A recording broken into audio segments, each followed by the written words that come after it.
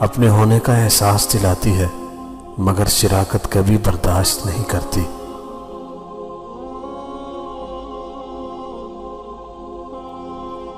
عورت کو اللہ نے تیسری آنکھ بھی دی ہے جس سے وہ مرد کے اس انداز کو پہچانتی ہے جس انداز سے وہ اسے دیکھتا ہے۔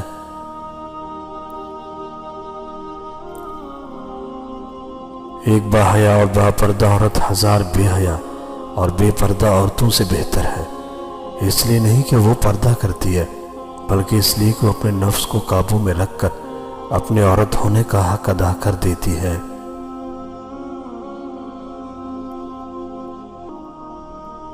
عورت کی شوخیاں، شرارتیں، منمانیاں اور غیر ذمہ داریاں ماں باپ کے گھر ہی ہوتی ہے۔ سسرال میں عورت کی تربیت اور صبر کا امتحان ہوتا ہے۔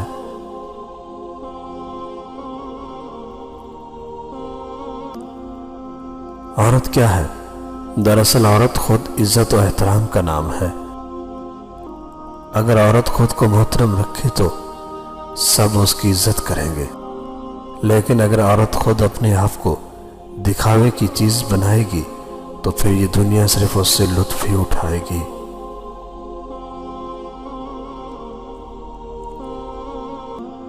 عورت سے علم چھین لیا جائے تو جہالت نسلوں میں سفر کرے گی، اور علم کے نام پر عورت سے پردہ چھین لیا جائے تو بے حیائی نسلوں میں سفر کرے گی۔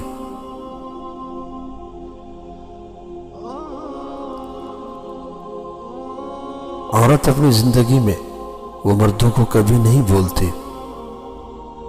ایک وہ جو اس سے محبت کرتا ہے، دوسرا وہ جو اس کی عزت کرتا ہے، مگر ہمیشہ پلڑا اسی کا بھاری ہوتا ہے جو عزت کرتا ہے۔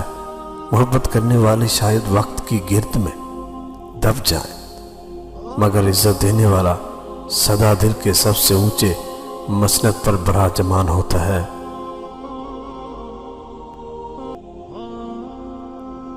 عورت ذات کی خوبصورتی اسی میں ہے کہ وہ مرد سے چھوٹی بن کر رہے، مرد کی برابری نہ کرے، نہ سمجھی پیاری لگتی ہے۔ اس کی خوبصورتی اس کے شرمیلے پن میں ہی ہے۔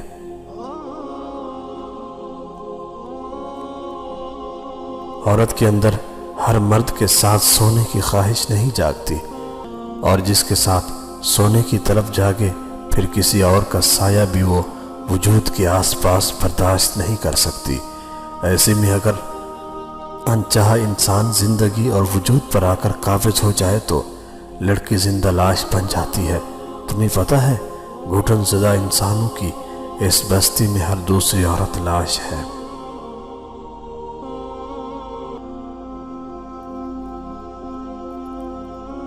ایک صحابی نے حضور اکرم صلی اللہ علیہ وسلم سے عرض کیا، یا رسول اللہ صلی اللہ علیہ وسلم، بیوی کا اس کے شوہر پر کیا حق ہے؟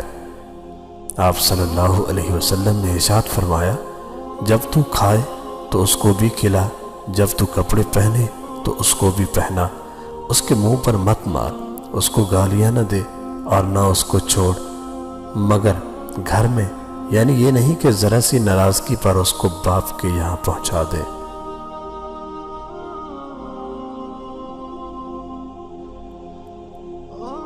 عورت کی سب سے بڑی عبادت اپنی عزت کی حفاظت کرنا ہے۔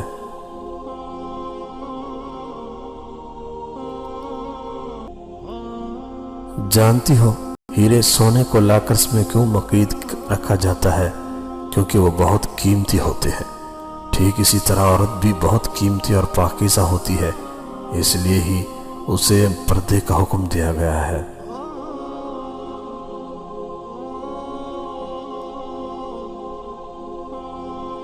جس کو مرد ریشم کا دھاگا سمجھتا ہے، اصل میں عورت فولاد کی وہ چٹان ہے جو سارے دکھ درد برداشت کر لیتی ہے، لیکن آج کا مرد اس کو سمجھنے سے قاصر ہے۔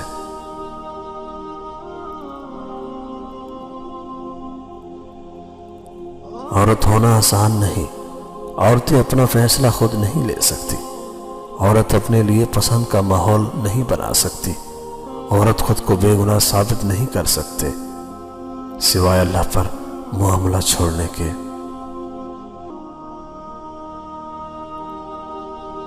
عورت سفید چادر کی طرح ہوتی ہے جس پر پانی کا داغ بھی لگ جاتا ہے۔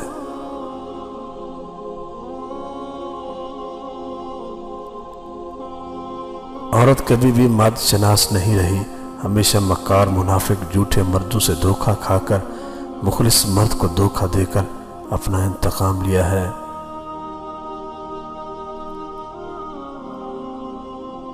عزت عورت کو دیے جانے والے تحفوں میں سے سب سے خوبصورت، قیمتی اور نایاب تحفہ ہوتا ہے، مگر اتنا مہنگا تحفہ دینا ہر مرد کے بس کی بات نہیں۔ آپ نے کبھی کمہار کو مٹی کے برتن بناتے دیکھا ہے؟ وہ مٹی کے گندھے ہوئے ڈھیلے کو چاک پر رکھ کر گھماتا جاتا ہے، اتنا گھماتا ہے کہ پھر وہ ڈھیلا واضح طور پر نظر آنا بھی بند ہو جاتا ہے، مگر اس کی آنکھیں نہیں، ہاتھ اس کی رہنمائی کرتے ہیں۔ ہاتھ مٹی کے ڈھیلے کو برتن بنا دیتے ہیں، کوئی پیالہ، کوئی سراہی، کوئی مٹکا۔ مجھے بھی گندی ہوئی مٹی کی طرح سب نے مل کر دنیا کے چاک پر گھمایا تھا اور کچھ بنا دیا تھا، مگر جو بنایا تھا اس شے کی دنیا میں ایک ٹکے کے برابر بھی وقت نہیں تھی۔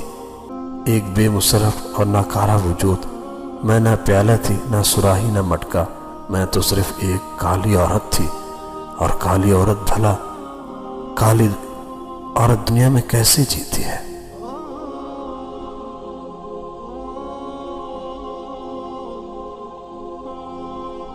مرد چھوڑنے میں جلدی کرتا ہے، پھر ساری زندگی پچھتاتا ہے، پر عورت نہیں چھوڑتی، لیکن جب چھوڑ دیتی ہے تو کبھی پچھتاتی نہیں ہے۔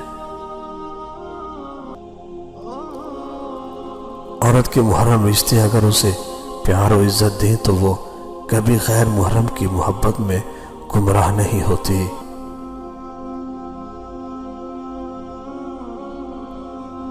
مرد کو عورت کے کردار کی کتنی فکر ہوتی ہے، اتنی فکر اپنے کردار کی کرے تو کتنی عورتیں بد کردار کہلانے سے بچ جائیں۔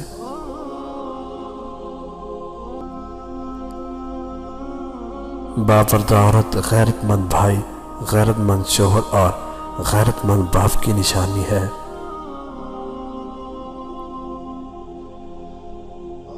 جو مرد بار بار عورت کو دھوپ میں لا کھڑا کرے وہ کبھی اس کی چھاؤں نہیں بن سکتا۔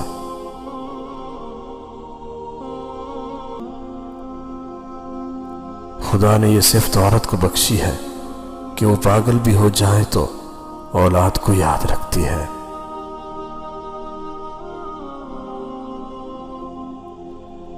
جیسے ایک عورت غیر مرد کو چھونے سے بد کردار ہو جاتی ہے نا، ویسے ہی ایک مرد کسی پاک دامن عورت پر کیچڑ اچھالنے سے بد کردار ہو جاتا ہے۔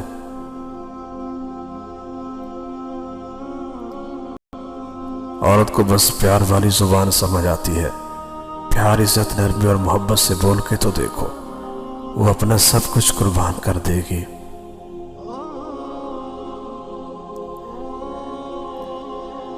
عورت کو محبت کم دو گے تو وہ سمجھوتا کر لے گی، لیکن عزت نہیں دو گے تو وہ اندر سے مر جائے گی، پھر لاکھ کوشش بھی کر لو وہ دل تک نہیں پہنچنے دے گی۔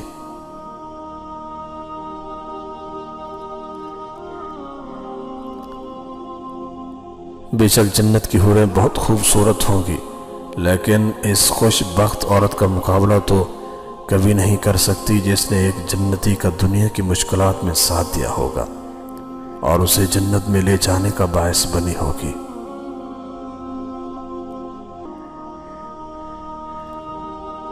مردانگی کی بہترین سطح یہ ہے کہ مرد کی وجہ سے عورت کی آنکھ میں آنسو نہ آئے۔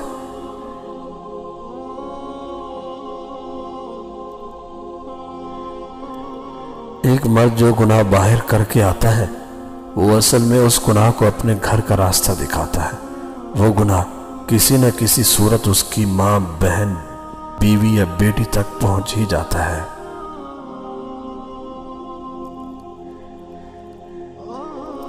کبھی کبھی عورت بہت مجبور ہو جاتی ہے اس شخص کے سامنے جس سے وہ محبت کرتی ہے۔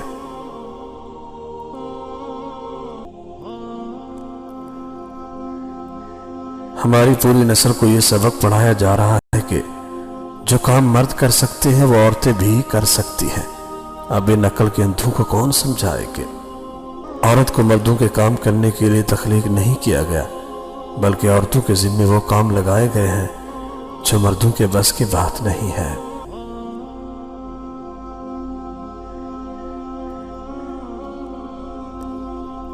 عورت کی وفاداری اس وقت پتہ چلتی ہے جب مرد کے پاس کچھ نہ ہو، اور مرد کی وفاداری اس وقت پتہ چلتی ہے جب مرد کے پاس سب کچھ ہو۔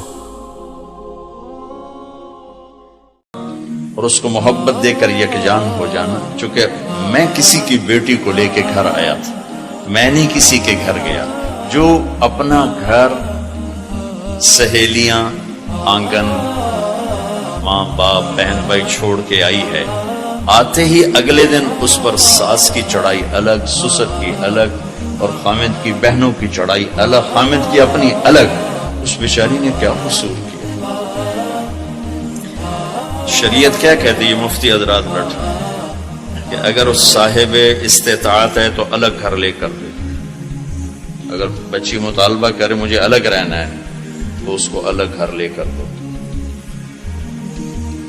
اس کی ہمت نہیں کرائے پر لے سکتا ہے تو کرائے پر لے کر دے۔ اس کی ہمت نہیں تو گھر میں ایک حصہ پورشن اس کا الگ ہو۔ اس کی ہمت نہیں تو ایک کمرہ، ایک کچن، ایک ٹوائلٹ اس لڑکی آنے والی کا حق ہے۔ اگر اس کی بھی ہمت نہیں تو روزے رکھو، تے تسبیح پڑھو، کسی دے دین برباد نہ کرو۔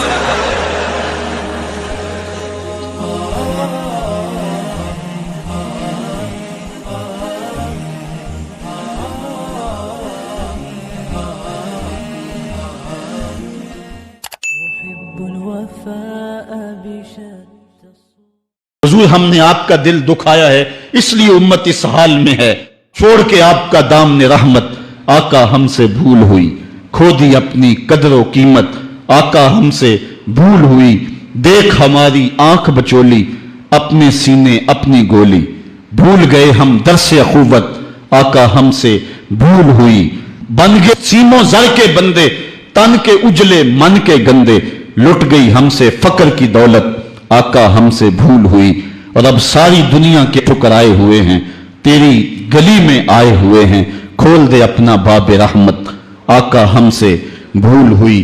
مجھے بچپن کی یادیں تازہ ہو رہی ہیں، اور عباس مرزا کہ وہ اشعار میرے کانوں میں گونج رہے ہیں۔ وہ بہت پرانی بات ہے، میں اشعار بھول چکا ہوں، لیکن کچھ اشعار میرے کانوں پہ دستک دے رہے ہیں۔ ایسے ہی ایک حال پہ اس نے حضور کی بارگاہ میں ہاتھ جوڑ کے کہا تھا کہ اب تو امت جس حال میں ہے، ہن جے رونا تے اکھاں وچوں ہنیرا جاندہ نہیں نور جاندہ ہے۔ اب جو حالت امت کی ہو گئی ہے، ہن جے رونا تے اکھاں وچوں ہنیرا جاندہ نہیں نور جاندہ ہے۔ میں بدبخت ہوواں جیدہ سایہ بھی میرے تو دور جاندہ ہے۔ میں پاپی مجرم، میں میلا اتھرو، حضور معافی، حضور معافی، تو سانسی ڈکیا جتنا کماں تھی، حضور جی میں او کر گیا ہاں، گناہاں دی دل دل دے اندر گل میں تیکر اتر گیا ہاں، تو ہاڈے حکماں نو چھڑ کے آقا میں جیندہ کتھے ہاں مر گیا ہاں، حضور معافی، حضور معافی۔ آج ہم دعا سے قبل حضور کی بارگاہ میں سلام پیش کریں گے، یہ سلام بھی ہوگا اور معافی نامہ بھی ہوگا، اور پھر رب کی بارگاہ میں دعا کریں گے، مالک ان دکھے ہوں کی فریاد سن لے۔ ہم گناہگار ضرور ہیں مالک، لیکن تیرے رسول کی امتی تو ہیں مالک۔ آج پوری دنیا کے اوپر یہ امت رسوا ہو رہی ہے،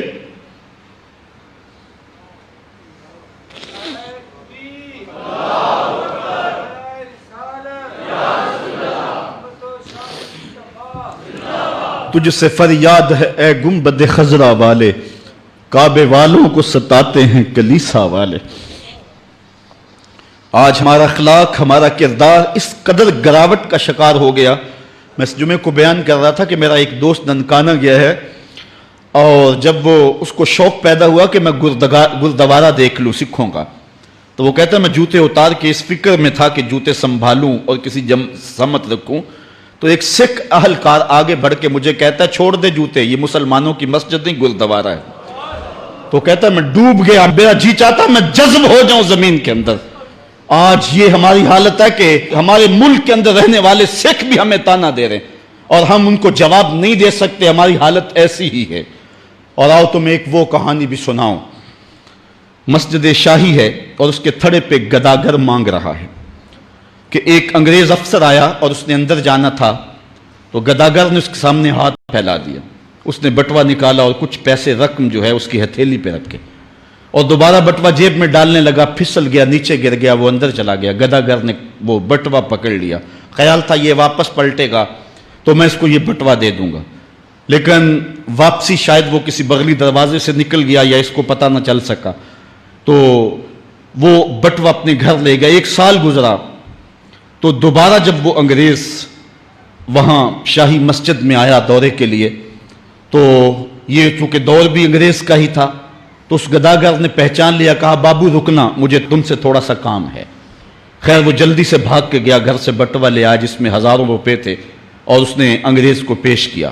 اس نے حیرت سے کبھی بٹوے کو دیکھتا اور کبھی اس کو دیکھتا. کہا تمہیں یاد ہو نہ یاد, تمہارا بٹوا گر گیا تھا اور میں نے سنبھال کے رکھا ہوا ہے. اس نے کہا میں یہ نہیں دیکھ رہا, میں یہ دیکھ رہا ہوں تم گداگر ہو ذات کے, اور ایک بٹوا جس میں اتنی کرنسی ہے, اتنی رقم ہے کہ تم اچھا گھر, اچھا مکان اور اچھا کاروبار سیٹ کر سکتے تھے, اور تم نے یہ بٹوا ایک پورا سال ہو گیا سنبھال کے رکھا. اس نے کہا بابو مکان اور کاروبار کی کہانی نہیں, جو کہانی ہے وہ غیرت اور عزت کی ہے. اس نے کہا کیا کہانی ہے؟ اس نے کہا تو عیسائی ہے اور میں نوکر ہوں رسول اللہ کا, اور کل قیامت کے دن اگر تیرے نبی نے میرے نبی سے کہہ دیا کہ میرے امتی کا بٹوا گرا تھا اور تیرے امتی نے اٹھا لیا تو پھر میرا نبی تو شرمسار ہوگا. میں گداگر ضرور ہوں, بے غیرت نہیں ہوں. اس دور کے گداگاروں کی کہانی یہ آپ کو سنا رہا ہوں, اور اگر آج کے شاہوں کی کہانی چھیڑوں, آج کے وزیروں کی کہانی چھیڑوں, آج کے مشیروں کی کہانی چھیڑوں اور آج کے اہل ثروت کی کہانی چھیڑوں تو شرم سے سر جھک جائیں. ایک وہ دور تھا, یہ دور غلامی کی کہانی تمہیں سنا رہا ہوں. میں تمہیں عمر بن عبدالعزیز کے دور کی کہانی نہیں سنائی ہے, میں تمہیں عمر کے دور کی کہانی نہیں سنائی ہے, حضرت ابو بکر کے دور کی کہانی نہیں سنائی, میں تمہیں محمد عربی کے مدینے کی کہانی نہیں سنائی. یہ کل کی بات ہے کہ ہم عزتوں کس مسجد پہ تھے, ایک گداگر بھی محمد کی آبرو کا اس قدر رکھوالا تھا, اور آج ہم کہاں گر گئے ہوئے ہیں. ذرا اپنے اندر اتر کے دیکھیں, ہن جے رونا تے اکھاں وچوں ہنیرا جاندہ نہیں نور جاندہ ہے. میں او بدبختاں جیدہ سایہ بھی میتھوں دور جاندہ ہے. میں میلا اتھرو, میں پاپی مجرم, حضور معافی حضور معافی. تساں سی ڈکیا جنہ کماں تھی, حضور جی میں او کر گیا ہاں, تو ہاڈے حکماں نو چھڈ کے آقا میں جی. آنا ہے تو سرکار کی مانو, ہر بات میرے سید ابرار کی مانو. ایک فرض ملا ہے تم اسے دل سے نبھا لو, بیٹی کو محبت سے دل و جان سے پالو. بیٹی پہ تو جنت کی ضمانت ہے خدا کی, یہ بوجھ نہیں